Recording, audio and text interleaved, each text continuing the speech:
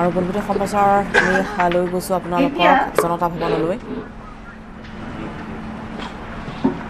মাননীয় মুখ্য সচিব মহোদয়ক মঞ্চলৈ আমন্ত্ৰণ জনাইছোঁ।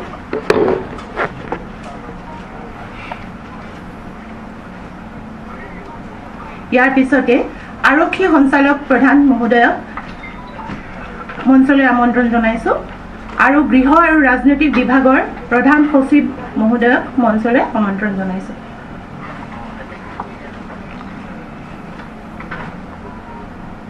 এতিয়া অসমৰ মাননীয় মুখ্যমন্ত্ৰী মহোদয়ক সম্বৰ্ধনা জনাব অসম চৰকাৰৰ মুখ্য সচিব মহোদয়ে।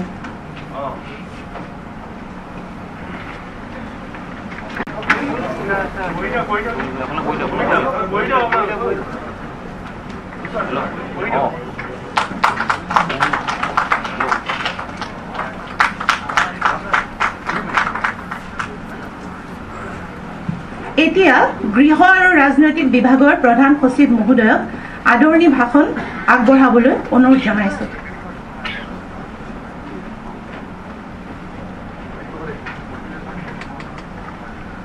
आज ही हवा उपस्थित परम श्रद्धेय अखमर माननीय मुख्यमंत्री महोदय, मंच उपस्थित माननीय स्पोर्ट्स एंड यूथ वेलफेयर मंत्री महोदय, उपस्थित माननीय मंत्री हकल, chief secretary Assam, DGP Assam, dignitaries और आजिर हवार मध्यमनी श्रीमती लवलीना बरगोहाई परियाल, कोच और फ्रेंड्स फ्रॉम मीडिया। आजिर ए अति आनंदर दिन आमी हमवेत होइसुं। अखमर सुयोग्य सन्तान एगराकीक नतुन क्रीड़ा नीतिर आधारते योगदान पत्र प्रदान दिन। এই অনুষ্ঠান गृह और राजनैतिक विभाग तरफ पड़ा आमी अटायत के उष्म आदरणी जनाइसुं। योग्यते श्रद्धेय मुख्यमंत्री महोदय आंतरिक कृतज्ञता जनाइसुं। तेखेतर এই নিযুক্তিত অনুমোদন দি আমাক উৎসাহিত কৰিছে। মই আজি যেটো এপইন্টমেন্ট লেটাৰ দিয়া হব এই সম্পৰ্কে মই আপনাক জানাব বিচাৰিছো। আজি তেখেতে মানে আজি শ্ৰীমতী লভলীনা বৰগোহাঞিক ডিজিপি ডিএসপি ট্ৰেনিং এপইন্টমেন্ট দিয়া হব আৰু তেখেতৰ ব্যাচ হব 2021 ব্যাচ। মই হেকাত আপোনাক সকলক পুনঃ আদৰণি জনাইছো আৰু আমাৰ মানিছো। ধন্যবাদ।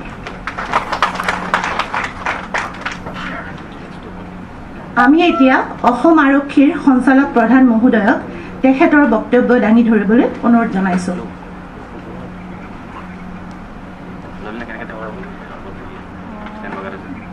অসমৰ মাননীয় মুখ্যমন্ত্ৰী ডক্টৰ হিমন্ত বিশ্ব শৰ্মা ডাঙৰীয়া, মঞ্চত উপবিষ্ট ক্ৰীড়া আৰু যুৱ কল্যাণ বিভাগৰ মাননীয় মন্ত্ৰী মহোদয়, সভাত উপস্থিত আমাৰ অসম মন্ত্ৰীসভাৰ মাননীয় মন্ত্ৰীসকল, অসম চৰকাৰৰ মাননীয় মুখ্য সচিব ডাঙৰীয়াকে প্ৰমুখ্যে গৃহ আৰু ৰাজনৈতিক পৰিক্ৰমা বিভাগৰ বিষয়া কৰ্মচাৰীসকল, লগতে পুলিচ বিভাগৰ বিভিন্ন বৰ্গৰ বিষয়া কৰ্মচাৰীসকল আৰু ইয়াত উপস্থিত অসম ক্ৰীড়া ক্ষেত্ৰত যথেষ্ট বৰঙণি আগবঢ়াই অহা নেতৃবৰ্গ আৰু বিষয়াবৰ্গ, লগতে মই শ্ৰীমতী লভলীনা বৰগোহাঁই আৰু তেওঁৰ পৰিয়ালৰ, তেওঁৰ পিতৃ মাতৃকে ধৰি পৰিয়ালৰ সকলোটি সদস্যলৈ মই উষ্ম আদৰণি জনাইছোঁ আৰু তেওঁৰ কোচকো আজি আমি ইয়াত মৰমেৰে আদৰণি জ্ঞাপন কৰিছোঁ। আজি এটা বৰ উল্লেখযোগ্য দিন অসমৰ ক্ৰীড়া জগতৰ কাৰণে আৰু অসম পুলিচৰ কাৰণেও। শ্ৰদ্ধেয় ৰাইজে নিশ্চয় গম পায়, অতিকে অৱগত যে মাননীয় মুখ্যমন্ত্ৰী ডাঙৰীয়াৰ উদ্যোগত আমাৰ অসমৰ যিখিনি ৰত্ন ক্ৰীড়াৰ ক্ষেত্ৰত অসমৰ নাম উজ্জ্বলাই তুলিছে পৃথিৱীৰ বুকুত, ভাৰতবৰ্ষৰ বুকুত, তেওঁলোকৰ কাৰণে বিশেষ এটা কৰিবলৈ তেখেতৰ দুৰ্বাৰ হেঁপাহ আগৰ পৰা আৰু তাৰে এটা লক্ষ্য প্ৰাপ্তি আমি কৰিছিলোঁ অলপ দিনৰ আগতে শ্ৰীমতী হিমা দাসক DSP পদত অধিষ্ঠিত কৰি এতিয়া আমি অসমলৈ গৌৰৱ কঢ়িয়াই অনা খেল ৰত্ন আৰু বিভিন্ন বিভূষিত হৈ আমাৰ অসম মাতৃৰ মুখ উজ্বলোৱা আৰু লগতে টকিঅ' অলিম্পিকত ব্ৰঞ্জ মেডেলেৰে বিভূষিত হৈ অহা আমাৰ লাভলীনাক আমি অসম পুলিচৰ DSP ট্ৰেইনিং হিচাপে নিযুক্তি প্ৰদান কৰাৰ আজি যিটো দিন এই দিনটো আমাৰ কাৰণে অসম পুলিচৰ কাৰণেও এটা অতিকে গৌৰৱময় দিন অসম পুলিচৰ খেলৰ এটা গ্লৰি আছে এটা গৌৰৱময় ইতিহাস আছে আজি কেইদিনমানৰ আগতে ডিব্ৰুগড়ত অনুষ্ঠিত হৈ থকা ইকুইষ্ট্ৰিয়ান ইভেণ্টতো অসম পুলিচে যথেষ্ট সুনাম কঢ়িয়াই আনিছে বহুতো গ'ল পাইছে আজি কিছুদিনৰ আগতে আমাৰ উইমেন টীমটোৱে আৰ্চাৰী বিভাগত আজি ভাৰতবৰ্ষৰ ভিতৰতে সোণৰ মেডেল আনিবলৈ সক্ষম হৈছে তেনেকৈ আমাৰ বহুতো বক্সাৰো ইতিমধ্যে ভাল কাম কৰিছে লাভলীনা হওক হিমা হওক তেওঁলোকে যেতিয়া খেলৰ পৰা আজৰি পাব তেতিয়া আমাৰ অসম পুলিচৰ আমাৰ খেলুৱৈসকলৰ কাৰণে একোটা অনুপ্ৰেৰণাৰ হৈ আমাৰ আমাৰ অসম পুলিচৰ খেলৰ জগতখনক দবদবাই ফুৰিবলৈ তেওঁলোকে উৎসাহ প্ৰদান কৰিব তেওঁলোকে হাতত হাত ধৰি লৈ আগবাঢ়ি যাব মই মাননীয় মুখ্যমন্ত্ৰী ডাঙৰীয়াক পুনশ্চ ধন্যবাদ জ্ঞাপন কৰিছোঁ অসম পুলিচৰ নেতৃত্বত থাকি এই মুহূৰ্তত মই নিজেই গৌৰৱান্বিত বোধ কৰিছোঁ আৰু অসম মন্ত্ৰীসভালৈ আমাৰ আৰু স্পৰ্টছ বিভাগলৈ আমাৰ ধন্যবাদ জ্ঞাপন কৰিছোঁ ইয়াকে কৈ মই মাননীয় সংবাদ মাধ্যমৰ বন্ধুসকলকো মোৰ আদৰণি জনাই মই ইমানতে সামৰণি মাৰিছোঁ ধন্যবাদ ধন্যবাদ ছাৰ এইবাৰ অসম চৰকাৰৰ মাননীয় মুখ্য সচিব মহোদয়ক তেখেতৰ বক্তব্য ৰাখিবলৈ অনুৰোধ জনাইছোঁ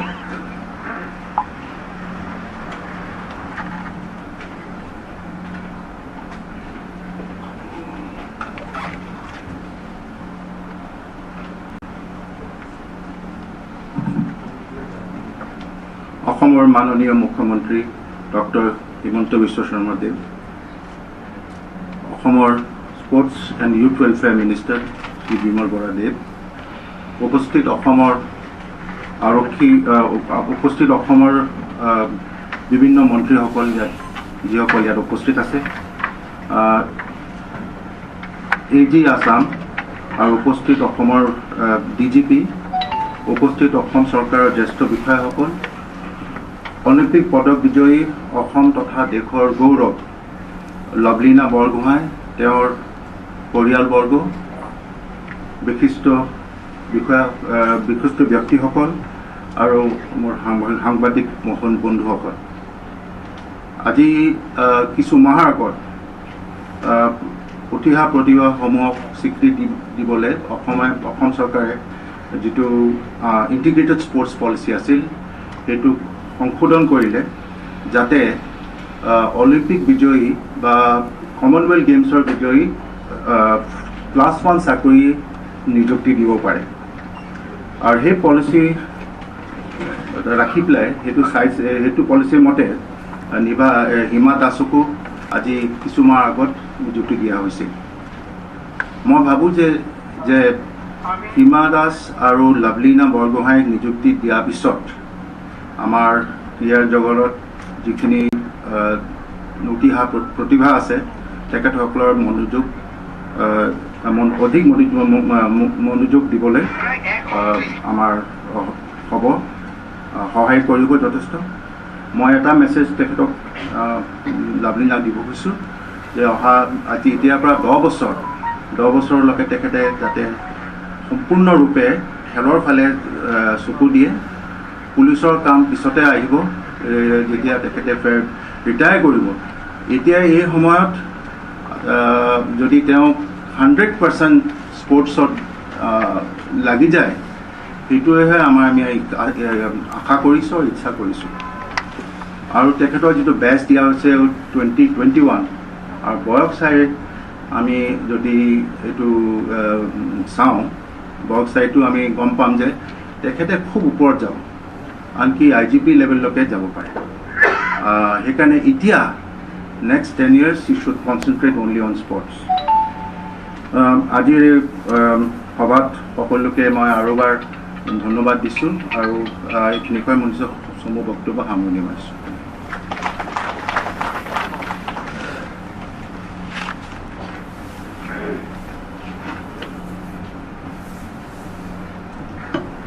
ধন্যবাদ ছাৰ। অসম চৰকাৰৰ ক্ৰীড়া আৰু যুৱ কল্যাণ বিভাগৰ মাননীয় মন্ত্ৰী মহোদয়ক তেখেতৰ বক্তব্য আগবঢ়াবলৈ অনুৰোধ জনাইছোঁ।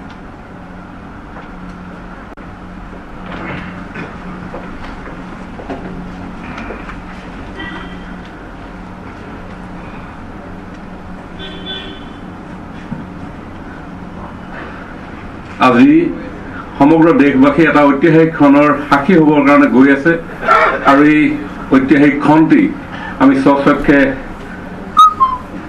উপস্থিত থাকি এই সৌভাগ্যৰ অধিকাৰী আমি সকলো হ'ম। ইয়াৰ আজিৰ এই অনুষ্ঠানটিত উপস্থিত থকা আমাৰ আটাইৰে শ্ৰদ্ধাৰ মাননীয় মুখ্যমন্ত্ৰী ডক্টৰ হিমন্ত বিশ্ব শৰ্মা ডাঙৰীয়া, অসম চৰকাৰৰ সন্মানীয় মন্ত্ৰীসকল, বাবে মই বহুতেই বেছি সুখী আৰু আজি প্ৰথমতে মই ধন্যবাদ জ্ঞাপন কৰিছোঁ অসম চৰকাৰক মোক আজি এই সন্মানেৰে সন্মানিত কৰাৰ বাবে। অনাগত সময়ত মই আমাৰ অসমৰ কাৰণে, আমাৰ অসমৰ খেলৰ কাৰণে আৰু বেছি ভাল কৰিবৰ কাৰণে চেষ্টা কৰিম। মই নিজৰ যোনটো মোৰ লক্ষ্য হয় সেই লক্ষ্যত উপনীত হ'বৰ কাৰণে, আমাৰ অসমৰ নাম উজ্বলাবৰ কাৰণে চেষ্টা কৰিম আৰু অসম আৰক্ষীৰো আমাৰ পুলিচৰো বহুত প্লেয়াৰ আছে, তেওঁলোককো লগতে লৈ আমি আমাৰ অসমৰ যাতে আৰু স্পৰ্টছক আগবঢ়াবৰ কাৰণে চেষ্টা কৰিম। মোক যাতে সকলোৱে আশীৰ্বাদ কৰিব, অনাগত সময়ত মই আৰু ভাল কৰি আমাৰ অসমৰ নাম যাতে উজ্বলাব পাৰোঁ। ধন্যবাদ।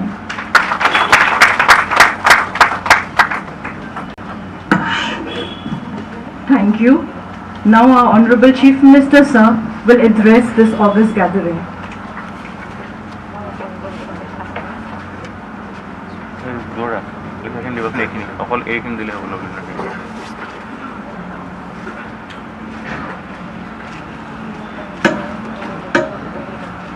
অসম চৰকাৰৰ সন্মানীয় ক্ৰীড়া মন্ত্ৰী বিমল বৰা ডাঙৰীয়া, সন্মানীয় কৃষি মন্ত্ৰী অতুল বৰা ডাঙৰীয়া, হস্ততাঁত শিল্প বিভাগৰ সন্মানীয় মন্ত্ৰী উৰ্ষা গৌৰা ব্ৰহ্ম ডাঙৰীয়া, বন আৰু পৰিৱেশ ৰক্ষা বিভাগৰ মন্ত্ৰী পৰিমল শুক্লবৈদ্য ডাঙৰীয়া, শিক্ষামন্ত্ৰী ৰণোজ পেগু ডাঙৰীয়া, ৰাজহ মন্ত্ৰী যোগেন মহান ডাঙৰীয়া, আমাৰ মাজত উপস্থিত শ্ৰম আৰু নিয়োগ মন্ত্ৰী সঞ্জয় কিষাণ ডাঙৰীয়া, অসম চৰকাৰৰ মুখ্য সচিব জিষ্ণু বৰুৱা ডাঙৰীয়া, ৰাজ্যৰ আৰক্ষী সঞ্চালক প্ৰধান ভাস্কৰজ্যোতি মহন্ত ডাঙৰীয়া, বিশেষ আৰক্ষী সঞ্চালক প্ৰধান জি পি সিং ডাঙৰীয়া, অসম চৰকাৰৰ মহা অধিবক্তা দেৱজিৎ শইকীয়া ডাঙৰীয়া, লভলীনা বৰগোহাঁইৰ পিতৃ আৰু মাতৃ লভলীনা বৰগোহাঁই ডাঙৰীয়ানী, আমাৰ মাজত উপস্থিত অসমৰ ক্ৰীড়া ক্ষেত্ৰৰ সংগঠকসকল আৰু উপস্থিত সুধীবৃন্দ, আজিৰ দিনটো অসম চৰকাৰ আৰু অসম আৰক্ষীৰ বাবে এটা গৌৰৱৰ দিন। বোধহয় আমাৰ সমসাময়িক ইতিহাসত লভলীনা বৰগোহাঁয়ে ব্ৰঞ্জৰ পদক অলিম্পিকত লাভ কৰা দিনটো অসমবাসীৰ বাবে এটা অত্যন্ত গৌৰৱৰ দিন আছিল। হয়তো এনে গৌৰৱৰ ক্ষণ অসমবাসীয়ে খুব কম সময়তহে পাবলৈ সক্ষম হৈছিল। অলিম্পিকলৈ যাত্ৰা, অলিম্পিকৰ পদক আৰু পৰৱৰ্তী পৰ্যায়ত ভাৰতৰ সৰ্বোচ্চ ক্ৰীড়া সন্মান ধ্যানচান্দ খেল ৰত্ন, এই গোটেইবোৰ সন্মানেৰে সৈতে লভলীনা বৰগোহাঁয়ে জাতিটোক বিভূষিত কৰিছে আৰু নিজৰ পিতৃ মাতৃৰ লগতে আমাৰ জাতিটোকো গৌৰৱান্বিত কৰিছে। আজি আমি লভলীনা বৰগোহাঁইক অসম আৰক্ষীৰ পৰিয়াললৈ আদৰণি জনাবলৈ পাই সঁচাকৈ আমি গৌৰৱ অনুভৱ কৰিছোঁ। লভলীনা বৰগোহাঁইক আজি আমি অসম আৰক্ষীৰ ডেপুটি ছুপাৰিণ্টেণ্ডেণ্ট অফ পুলিচ অৰ্থাৎ উপ আৰক্ষী অধীক্ষক হিচাপে নিযুক্তি দিছোঁ। মোৰ বিশ্বাস যে এটা উজ্জ্বল ক্ৰীড়া প্ৰতিভাৰে আগুৱাই যোৱাৰ লগতে অসম আৰক্ষীৰ পৰিয়ালৰ মাজত থাকি অসম আৰক্ষীকো গৌৰৱান্বিত কৰিবৰ বাবে লভলীনা বৰগোহাঁয়ে সকলোখিনি কাম বা সকলোখিনি পৰিশ্ৰম নিশ্চয় আগুৱাই লৈ যাব, সকলো পৰিশ্ৰমৰ পুৰুষাৰ্থ কৰিব। অসম আৰক্ষীৰ ক্ৰীড়াৰ ক্ষেত্ৰত এটা উজ্জ্বলতম ইতিহাস আছে। গিলবাৰ্টছন চাংমা, জুৱেল বেৰ দৰে খেলুৱে এদিন অসমক গৌৰৱান্বিত কৰিছিল আৰু পৰৱৰ্তী সময়তো আমি অসমৰ বিভিন্ন খেলুৱৈক অসম আৰক্ষীৰ পৰিয়াললৈ নিমন্ত্ৰণ কৰিছোঁ, আমন্ত্ৰণ কৰিছোঁ আৰু তেখেতসকলৰ উপস্থিতিয়ে আমাৰ অসম আৰক্ষীক গৌৰৱান্বিত কৰিছে। আমাৰ যিটো ৰাজ্য চৰকাৰে স্পৰ্টছ পলিচি লৈছে, ক্ৰীড়া নীতি লৈছে, এই ক্ৰীড়া নীতি অনুসৰি লভলীনা বৰগোহাঁইক আমি 2021 বেটছ তাতে আমি তেখেতক এনলিষ্টেড কৰিছোঁ আৰু by all means she is now a gazetted officer in Assam Police. মই ভাবোঁ যে তেখেতৰ যিটো আৰু তেওঁৰ বেটছ এই দুইটাক যদি আমি কনচিডাৰ কৰোঁ তেতিয়াহ'লে জিষ্ণু বৰুৱা ডাঙৰীয়াই কোৱাৰ দৰে অসম আৰক্ষীৰ বহুত উচ্চ পদলৈ তেখেত যোৱাৰ সম্ভাৱনা থাকিব। আৰু আমি যেতিয়া অসম আৰক্ষীৰ আসাম পুলিচ ছাৰ্ভিচত যেতিয়া আমি তাৰ ভিতৰতে উজ্জ্বলতম অফিচাৰখিনিক আমি IPSলৈকে ৰিকমেণ্ড কৰোঁ, চ' she will automatically eligible for that also. Only condition কোনোবা এটা সময়ত গ্ৰেজুৱেশ্যনটো কমপ্লিট কৰি ল'লে ভাল হ'ব। ডেট ইজ দ্য অনলি এটা সৰু ৰোড ব্লক থাকিব। গতিকে মই ভাবোঁ যে খেলাৰ মাজতে 5 বছৰত হওক, 6 বছৰত হওক, 8 বছৰত হওক, 10 বছৰত হওক, কোনোবা এটা সময়ত গ্ৰেজুৱেশ্যনটো কমপ্লিট কৰি ল'লে মই দেখা পাওঁ যে IPSলৈকে যোৱাৰো সম্ভাৱনা নহয়, এক প্ৰকাৰ ক'ব গ'লে যে 2021 বেটছত যিহেতু খুব কম অফিচাৰ এপইণ্টমেণ্ট হৈছে, so' it may be a very very logical conclusion. মই ভাবোঁ যে সকলোৰে প্ৰচেষ্টাত আৰু আশীৰ্বাদত লভলীনাই স্পৰ্টছ আৰু চাকৰি আৰু সেৱা এই তিনিওটা ক্ষেত্ৰতে উৎকৃষ্টতা আৰু কৃতকাৰ্যতাৰ এটা নতুন মাইলৰ পাথৰ অংকন কৰিবলৈ সক্ষম হ'ব। অসম আৰক্ষীয়ে যোৱা 8 মাহত আমি বিভিন্ন ধৰণে ৰাইজৰ ওচৰত থাকি ৰাইজৰ হৈ কাম কৰাৰ বাবে আমি প্ৰচেষ্টা আৰম্ভ কৰিছোঁ আৰু অসম আৰক্ষীৰ শেহতীয়া প্ৰচেষ্টাই অকল যে অসমৰ ৰাইজৰ মাজত বিশ্বাস সৃষ্টি কৰিছে তেনে নহয়, অসম আৰক্ষীৰ জোৱানসকলৰ মাজতো এটা নতুন উৎসাহ আৰু উদ্দীপনাৰ সৃষ্টি কৰিছে। কাৰ্বি আলঙৰ বৰছিং বে সেই নতুন উৎসাহ আৰু উদ্দীপনাক প্ৰতিনিধিত্ব কৰে। মই আজি অসম আৰক্ষীক পুনৰ এবাৰ ধন্যবাদ জনাইছোঁ যে তেখেতসকলে লভলীনা বৰগোহাঁইক নিজৰ পৰিয়াললৈ আদৰণি জনাইছে আৰু মই ভাবোঁ যে তেখেতসকলৰ বিশেষকৈ ছিনিয়ৰসকলৰ প্ৰচেষ্টাত এগৰাকী উজ্জ্বল ক্ৰীড়া প্ৰতিভা আৰু উজ্জ্বল পুলিচ অফিচাৰ হিচাপে লভলীনা অনাগত দিনত আগবাঢ়ি যাব পাৰিব। ৰাজ্য চৰকাৰে বিভিন্ন ক্ষেত্ৰত ক্ৰীড়াৰ আগবঢ়াই লৈ যাবলৈ প্ৰচেষ্টা কৰিছে। আমি ইতিমধ্যে সিদ্ধান্ত লৈছোঁ যে অসম চৰকাৰৰ যি খালী পদসমূহ আমি পূৰণ কৰিম, সেই খালী পদসমূহত ষ্টেটক ৰিপ্ৰেজেণ্ট কৰা, নেশ্যনেল ৰিপ্ৰেজেণ্ট কৰা আৰু অসমৰ হৈ পদক কঢ়িয়াই অনা বিভিন্ন ব্যক্তিক তেওঁলোকৰ সাৰ্থকতা অনুসৰি আমি চাকৰিত নিয়োগ কৰিছোঁ। ইতিমধ্যে আমি সেই দিশত কেইবাটাও প্ৰচেষ্টা হাতত লৈছোঁ আৰু ক্ৰীড়া মন্ত্ৰী বিমল বৰা ডাঙৰীয়াই সেই প্ৰচেষ্টাসমূহৰ বিষয়ে আপোনালোকক অৱগত কৰিছে। মই ভাবোঁ যে শিক্ষা যেনেকৈ এটা আমি চৰকাৰী চাকৰি বা নিজক প্ৰতিষ্ঠা কৰাৰ কাৰণে শিক্ষাক যেনেকৈ এটা আমি মাধ্যম হিচাপে লওঁ, এতিয়া আমি ৰাজ্যখনত ক্ৰীড়াকো এটা মাধ্যম হিচাপে ল'ব পাৰোঁ। কাৰণ ক্ৰীড়াৰ জৰিয়তেও আমি শিক্ষাৰ জৰিয়তে য'ত উপনীত হ'ব পাৰোঁ, ক্ৰীড়াৰ জৰিয়তে আমি একেটা পথতে উপনীত হ'ব পাৰোঁ। আজি যদি শিক্ষাৰ জৰিয়তে আমি ACS আৰু APS অফিচাৰ হ'ব পাৰোঁ, ক্ৰীড়াৰ জৰিয়তেও আমি ACS আৰু APS অফিচাৰ হ'ব পাৰোঁ। কেইদিনমান আগতে আমাৰ আৰু কেইবাগৰাকীও খেলুৱৈক আমি ক্লাছ 2ত আমি জবত আমি নিযুক্তি দিছিলোঁ।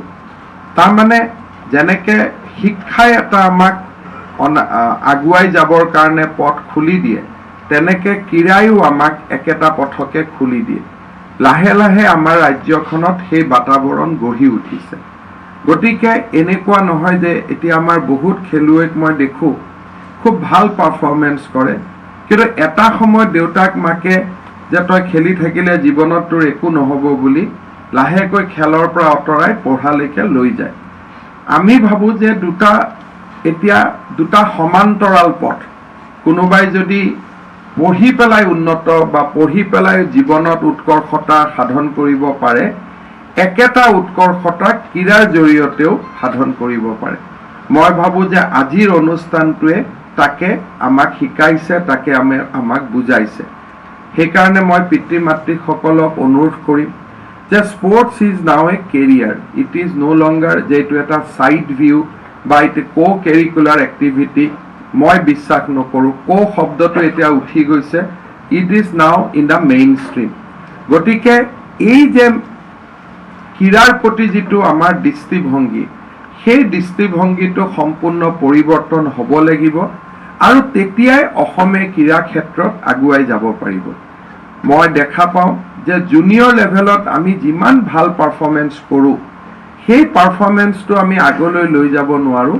কাৰণ ঘৰত যিটো পিয়াৰ প্ৰেছাৰ আৰম্ভ হয় যে তোৰ মেট্ৰিক আছে, মেট্ৰিকৰ কাৰণে পঢ়, হায়াৰ ছেকেণ্ডেৰী আছে, হায়াৰ ছেকেণ্ডেৰীৰ কাৰণে পঢ়। মই ভাবোঁ যে সেই চিন্তাৰ পৰিৱৰ্তে আমি ক্ৰীড়াক এটা যদি প্ৰধান জীৱনৰ উৎকৰ্ষতাৰ এটা মাধ্যম হিচাপে লওঁ, তেতিয়াহ'লে আমি জুনিয়ৰ ক্ষেত্ৰত যিবিলাক সফলতা দেখুৱাইছোঁ, একেটা সফলতা আমি ছিনিয়ৰ পৰ্যায়লৈকে লৈ যাব পাৰিম। আমাৰ ক্ৰীড়া সংগঠকসকলেও এই দিশত চেষ্টা কৰিছে, চৰকাৰেও এই দিশত সহযোগিতা কৰি আছে, যাতে আমাৰ ৰাজ্যখনত এটা ক্ৰীড়াৰ উৎকৃষ্ট মানদণ্ড এটা আমি নিৰ্মাণ কৰিব পাৰোঁ। আজি আমি অসমত যোৱা 8 মাহত সিদ্ধান্ত লৈছোঁ যে খুব ভাল ষ্টেডিয়াম আমি প্ৰতিখন জিলাতে একোটা ভাল ষ্টেডিয়াম আমি নিৰ্মাণ কৰিম। ইতিমধ্যে অসমৰ 10খন জিলাত 10টা খুব ভাল ষ্টেডিয়াম নিৰ্মাণৰ কাৰণে আমি 500 কোটি টকাৰ অনুমোদন জনাইছোঁ। অহা 2-3 মাহত তাৰ কামবিলাক আৰম্ভ হ'ব। ঠিক সেইধৰণে জিলাৰ তলতে সমষ্টি পৰ্যায়তো এখন যাতে ভাল ষ্টেডিয়াম হয়, তাৰ বাবেও আমি 12 কোটি টকাকৈ অনুমোদন জনাইছোঁ।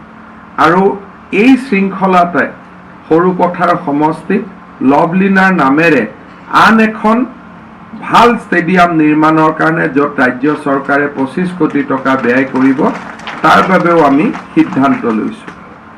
ক্ৰীড়া ষ্টেডিয়ামবিলাকৰ সমান্তৰালভাৱে প্ৰশিক্ষক আৰু এটা ক্ৰীড়াৰ মন, এই দুটা আমাৰ কাৰণে অত্যন্ত আৱশ্যক। মই ক্ৰীড়াৰ লগত আন এটা সামাজিক কথা এটা মই যোগ দিব খুজিছোঁ। যোৱা 8 মাহত অসম আৰক্ষীয়ে যেতিয়া ড্ৰাগছৰ বিৰুদ্ধে আমি কাম কৰিছিলোঁ, তেতিয়া এই সমস্যা ইমান গভীৰ বুলি আমি অনুভৱ কৰা নাছিলোঁ। কিন্তু ভাবি আচৰিত লাগে যে যোৱাকালিও আমি 1.5 কেজি হিৰোইন ধৰিছোঁ আৰু ইয়াত বহি থাকোঁতে আকৌ আজি এইমাত্ৰই মোলৈকে খবৰ আহিছে যে কাৰ্বি আলঙত আৰু 800 গ্ৰাম হিৰোইন ধৰিছে। এই 1 কেজি হিৰোইনৰ মূল্য 6 কোটি, 7 কোটি, 5 কোটি। যদি এই সমগ্ৰ টকা ড্ৰাগছৰ কাৰণে আমি ব্যৱহাৰ হৈ আছে, ৰাজ্যৰ টকা বাহিৰলৈ গৈ আছে আৰু যুৱ প্ৰজন্ম এটা ধ্বংস হৈ গৈছে, তাৰ পৰা ওলাই অহাৰ আমাৰ পথ কি? মই ভাবোঁ যে ক্ৰীড়া এটা অত্যন্ত উৎকৃষ্ট পথ। যেতিয়া ল'ৰা ছোৱালী ষ্টেডিয়ামত যাব, ল'ৰা ছোৱালী যেতিয়া খেলাৰ প্ৰতি মন হ'ব, ল'ৰা ছোৱালীয়ে যেতিয়া শৰীৰ চৰ্চা কৰিব, লাহে লাহে তেওঁলোকে এই ধৰণৰ যিবিলাক ছাবষ্টেন্স তাৰ পৰা আঁতৰি আহিব বা তাত নোসোমাব। কাৰণ হতাশাগ্ৰস্ত মন এটাই মুখ্য কাৰণ যাৰ পৰা মানুহ এই ছাবষ্টেন্সবিলাকৰ চিকাৰ হয়। হতাশাগ্ৰস্ত মনৰ পৰা যদি আমাৰ যুৱ প্ৰজন্মক আঁতৰাই আনি যুৱ প্ৰজন্মক যদি গঠনমূলক কামত নিয়োগ কৰিব লাগে, তেতিয়াহ'লে তাৰ প্ৰধান লক্ষ্যটোৱে হৈছে যে আমি ক্ৰীড়াৰ এটা উপযুক্ত পৰিৱেশ আমি নিৰ্মাণ কৰিব লাগিব। কেইদিনমান আগতে দুলীয়াজানত অসম আৰক্ষীৰ SP সকলৰ সন্মিলন হৈছিল।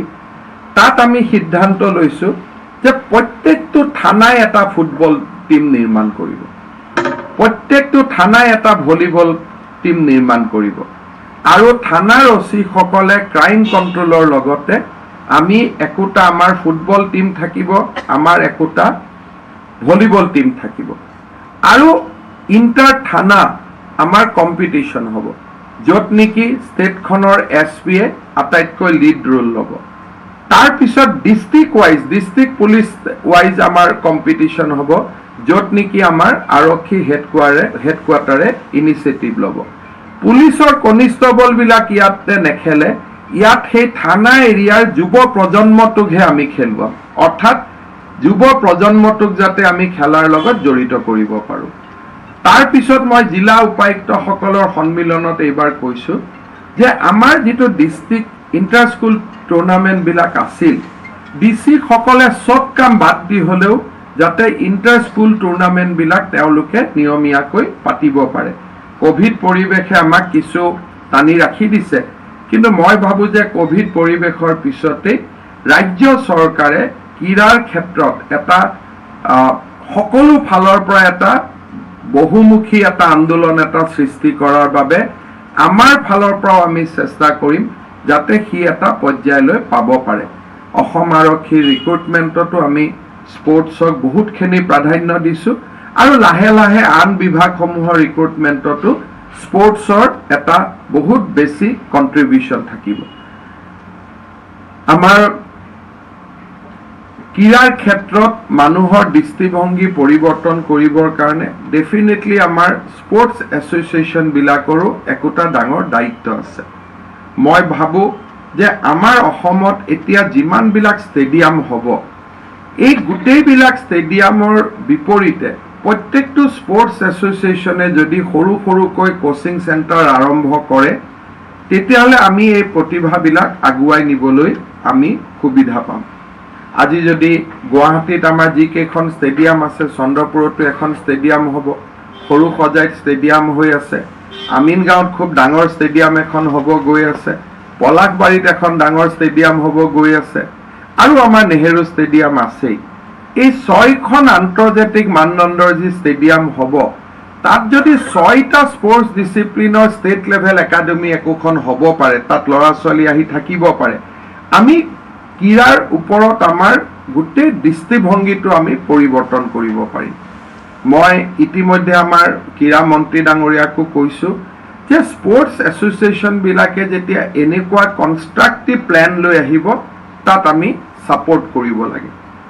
আমাৰ গোটেই কথাটো হ'ল এটাই যে আমাৰ ইনভেষ্টমেণ্টটো আমি ক'ত কৰিম, সেই কথাটো আমাৰ ডিটাৰমাইন হ'ব লাগে। আমাৰ সাধাৰণতে ইনভেষ্টমেণ্টবিলাক আমি নন স্পৰ্টছ এৰিয়াত আমি বেছি কৰোঁ মোৰ দেন দ্য স্পৰ্টছ। মই ভাবোঁ যে coaching and training and talent identification এই কামখিনিৰ ওপৰতে আটাইতকৈ বেছি গুৰুত্ব হ'ব লাগে। কাৰণ আজি অসমত যিখিনি আমি ক্ৰীড়া প্ৰতিভা দেখিছোঁ, তাৰ গোটেই গুৰিতে আছিলে যে কোনোবা নহয় কোনোবা কোচে এটা খুব সঠিক সময়ত এই টেলেণ্টবিলাক আইডেণ্টিফাই কৰিব পাৰিছিল। টেলেণ্ট আইডেণ্টিফাই কৰিব নোৱাৰিলে টেলেণ্টসমূহ মৰহি যায়। গতিকে আমাৰ প্ৰত্যেকটো স্পৰ্টছ ডিচিপ্লিনৰ টেলেণ্ট আইডেণ্টিফিকেশ্যনৰ এটা মেকানিজিম থাকিব লাগে। সৰু গাঁৱৰ ফুটবল খেল এখনত লৰাই দুটা শ্বট মাৰাৰ পৰাও এটা টেলেণ্টৰ সৃষ্টি হ'ব পাৰে। আমি গাড়ী দি গৈ থাকোঁতে পথাৰত খেলি থকা সেই ফুটবল আমাৰ যিবিলাক এমেচাৰ ফুটবল প্লেয়াৰ আছে তাৰ পৰাও টেলেণ্ট স্পটিং হ'ব পাৰে। টেলেণ্ট যে আইডেণ্টিফিকেশ্যন অকল নেহেৰু ষ্টেডিয়াম সৰু সজাইত অহাৰ পিছতহে হ'ব এইটো নহয়। আমাৰ সৰু বয়সতে যদি আমি টেলেণ্ট আইডেণ্টিফাই কৰিব পাৰোঁ তেওঁলোকক গ্ৰ' কৰোৱাৰ কাৰণে আমাৰ সুবিধা হয়। আৰু ৰাজ্য চৰকাৰে তেনেকুৱা টেলেণ্টসমূহক স্কলাৰশ্বিপ দি পেলাই স্পৰ্টছ স্কলাৰশ্বিপ দি পেলাই আমি আগুৱাই লৈ যোৱাত আমি বিশ্বাসী আৰু তেনেকুৱা এটা প্ৰতিফলনো আমাৰ চৰকাৰৰ বাজেটত আপোনালোকে দেখা পাব যে আৰ্লি আইডেণ্টিফিকেশ্যন অফ টেলেণ্ট আৰু সেই টেলেণ্টটোক আগুৱাই লৈ যাবৰ কাৰণে স্কলাৰশ্বিপ তাৰো আমি ব্যৱস্থা কৰিবলৈ সিদ্ধান্ত গ্ৰহণ কৰিছোঁ। মই ভাবোঁ যে এনেকুৱা অনুষ্ঠানবিলাকে আমাক বহুতকে প্ৰেৰণা যোগায়। যোৱা 8 মাহত মই দেখিছোঁ বহুত ল'ৰা ছোৱালীয়ে নতুনকৈ খেতি কৰিছে। সুধিলে কয় যে গৰু খুটি আমাক প্ৰেৰণা দিছে। ঠিক তেনেকৈ কেইদিনমান আগতে মই ফাঁচী বজাৰত আমাৰ যিখন জেল আছিলে জেলত আমি এটা বটানিকেল পাৰ্ক বনাইছোঁ। সেই বটানিকেল পাৰ্কখন মই উদ্বোধন কৰিব গৈছিলোঁ। গোটেই মহিলাবিলাকে মোক ধৰি ক'লে ছাৰ পাৰ্কটো ঠিকে আছে, পাৰ্ক বনাইছে কিন্তু এটা ষ্টেডিয়াম বনাই দিয়ক। মই বোলো ষ্টেডিয়াম কিয়? সাধাৰণতে ফাঁচী বজাৰ আৰু ষ্টেডিয়ামটো নিমিলে। তেতিয়া আমাৰ যিটো ধাৰণা আছে কিন্তু কেনেকৈ ব্যৱসায়িক পৰিয়ালৰ মাজতো কেনেকৈ পৰিৱৰ্তন হৈছে। মোক মহিলা কেইগৰাকীয়ে কৈছে যে আমাৰ ল'ৰা ছোৱালীয়ে বিজনেছ কৰি কি পাব, লভলীনা হ'বতো নোৱাৰে, খেলিহে লভলীনা হ'ব পাৰিব।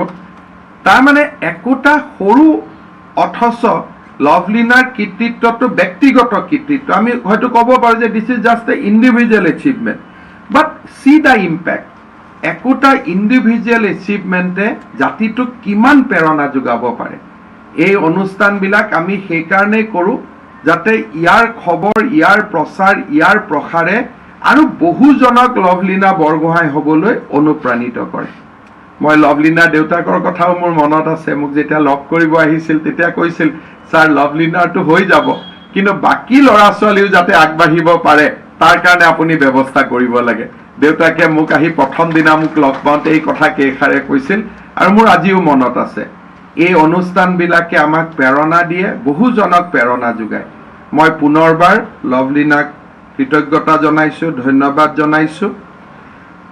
গুৱাহাটীৰ কোনোবা এটা ৰাস্তাও লভলীনাৰ নামত আমি কোনোবা দিনাখন আমি দিম, তাৰ বাবেও আমাৰ কাম চলি আছে।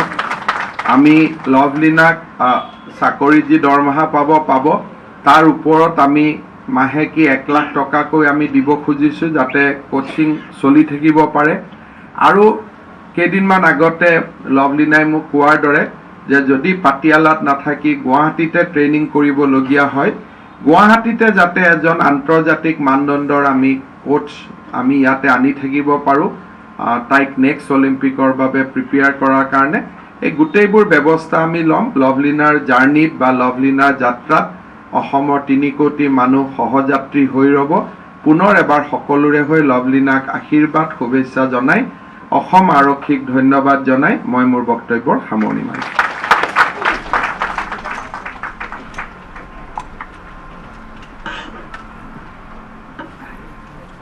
Thank you, sir. That marks the conclusion of today's ceremony. We thank our Honorable Chief Minister, sir, for gracing this occasion. We also thank our Honorable Ministers, other invited dignitaries, Lovelina, her family members, and friends from the media for being part of this event. May I now request everyone to rise for the national anthem.